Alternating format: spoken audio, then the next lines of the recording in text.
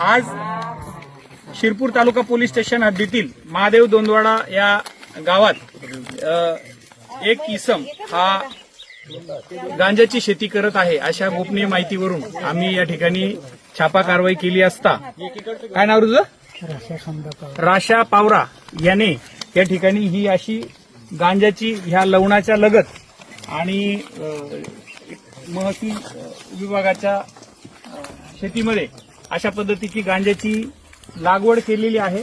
आपण मध्येपर्यंत जाऊन बघू शकतो की अशा पद्धतीने थोड्या प्रमाणात काही ठिकाणी कापूस व काही ठिकाणी गांजा अशा प्रकारे हे लावलेला आहे। हा अजून जो गांजा होता हा आता आपण मजुरांच्या साह्याने या ठिकाणी उपटून घेतलेला आहे हे गांजा।